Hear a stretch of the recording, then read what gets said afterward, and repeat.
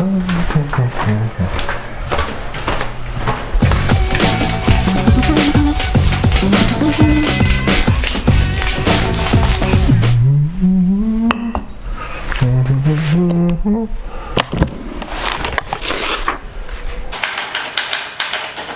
of the great pleasures I had in last week's visit to Phoenix for the Phoenix Type-In was meeting some notable figures in the typewriter community in the Phoenix area, and a few of those figures are probably internationally or at least nationally known in the typewriter world. And one of those people I'd like to show you an interview of is Mr. Ted Munk, the Right Reverend Ted Munk.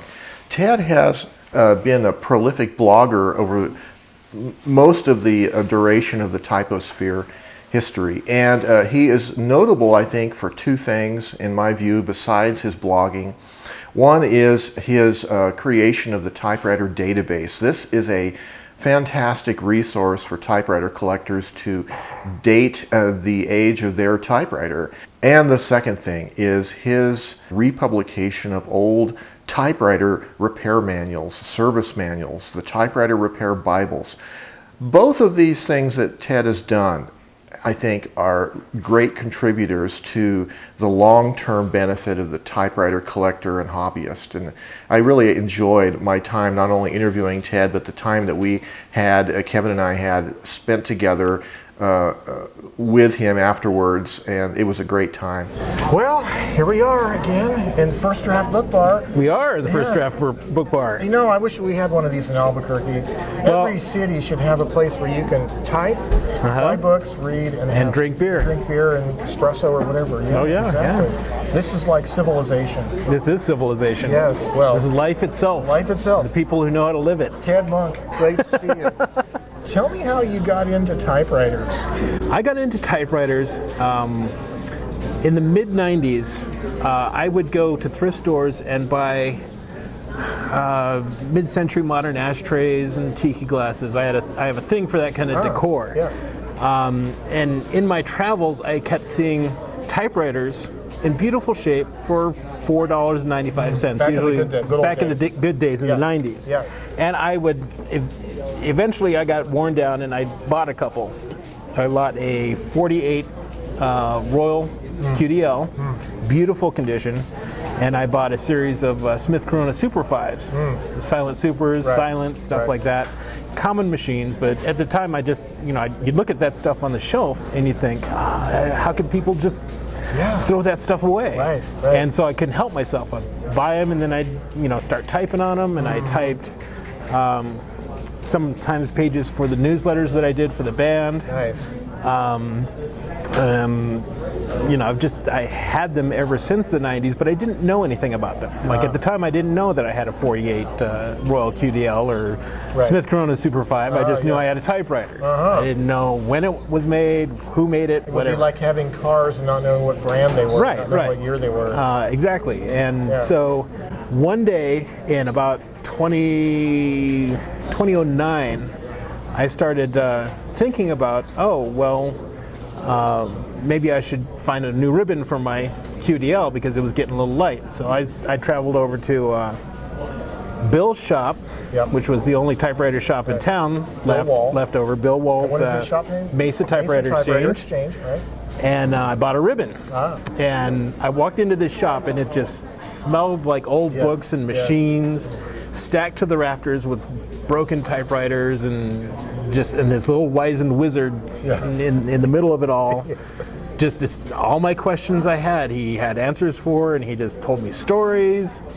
And in the course of just one visit, I just was completely enamored. Wow. Because he had a date book, he had a NAMDA age list.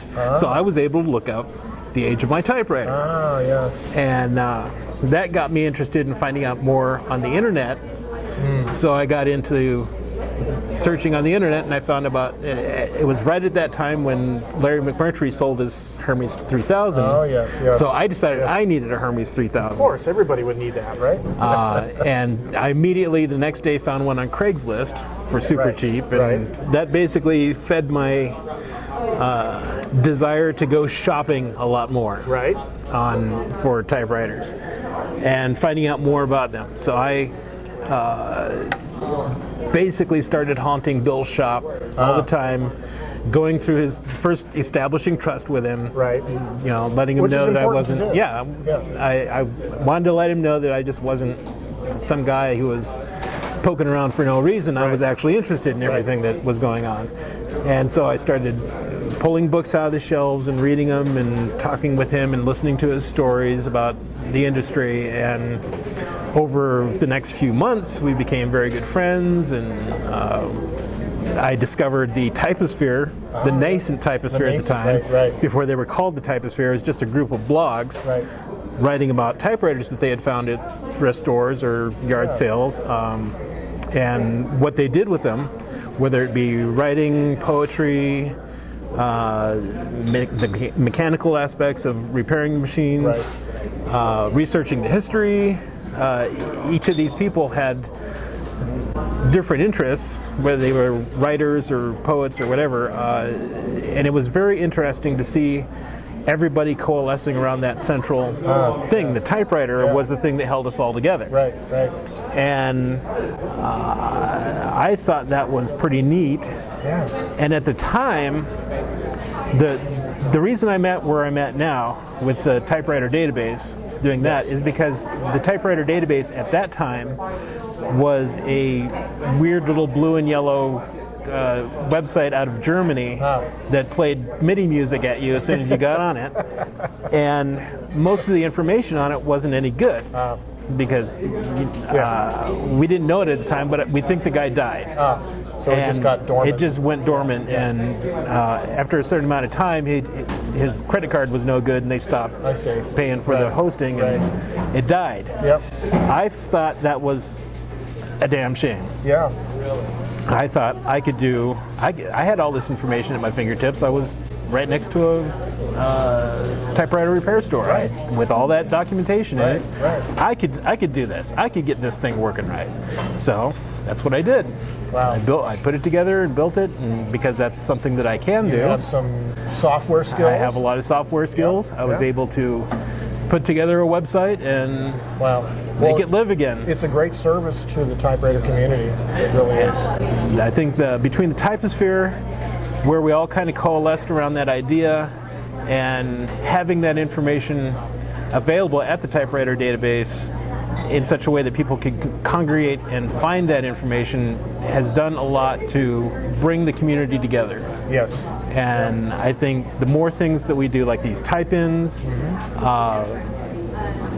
any kind of project that someone does research, any kind of project where someone uses typewriters in either music or filmmaking or street poetry, their photography, any kind of linkage to that centers on typewriters is something I want to encourage. That's great. Fantastic. So where do you see your future involvement in the whole typewriter hobby? I don't know. I'll just keep doing what I'm doing. I love to do the research for the brands. It's becoming a lot slower because we've found out most of what there is to find out. It's kind of like genealogy research in a sense, right? But a lot of what there was to find out, a lot of the low-hanging fruit has been picked. Right. Now we're, if we find out anything, it's going to be something where you dig really hard to find the information and now, get it verified. Is the Typewriter Database, is it function well on mobile devices, or is there a mobile version? There is a mobile version.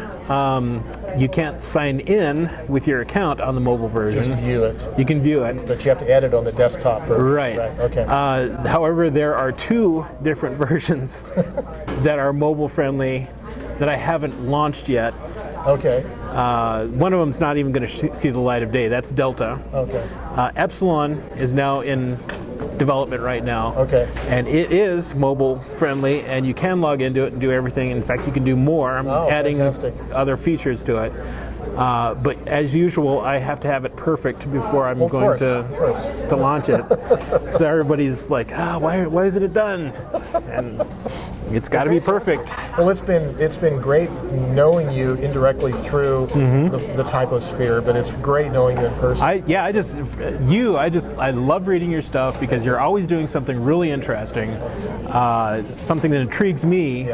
Whether it be photography, you're a big reason that I got into photography. Fantastic.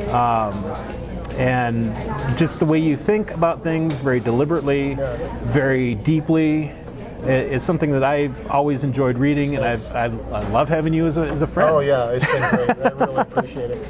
And we could go on and on here, and but you got more people to interview. Yes. I don't think you can underestimate the importance of the Typewriter Database and Typewriter Repair Bibles. It would be as if, the analogy I use is the automobile industry or automobile world. It would be as if you didn't know the age of your car. It would be as if you didn't know anything about what the VIN number on your vehicle meant. That is the importance of the Typewriter Database, being able to date the age of its manufacturer at the very least. And then going forward, knowing some of the details about the history of the companies, understanding what factories these machines might have been made in, under what eras, et cetera, et cetera. And the other thing, of course, is the Typewriter Repair Bibles. Again, the analogy in the automobile world is it would be like there were very, very few, if none, automobile servicers in the world, and people had to repair cars themselves without any service literature at all. That's kind of what the typewriter world is like, with the decline of typewriter repair shops and the lack of original manufacturer typewriter repair information. But luckily, thanks to Ted, we do have some repair information now being made available in his books. And so I think it's a great contribution he's made. I enjoyed all of these interviews during the Phoenix Type-In, but especially Ted's interview. It reminded me so much of the importance of relationship in the typewriter community. His story of how he met Bill Wall of Mesa Typewriter Exchange, and that started the whole path down the road of him working in detail to bring back to life some of this data in the old world of the typewriter and from its heyday. I think that's real important, building these relationships. And in that vein, I would like to encourage all of us that part of our responsibility as typewriter aficionados is to, I believe, submit your typewriter data to the Typewriter Database. And I personally have been guilty of not doing this, but I'm going to make a renewed effort to try to get all the serial numbers of all my typewriters, enter them into the database, and if possible, get some photographs of the typewriter entered in, and also even type samples. And so I would like to encourage all of you guys to do that. And again, thank you, Ted, for the opportunity to interview you. I had a great time visiting the Phoenix Type-In. Well, until next time, you guys have yourselves a great day.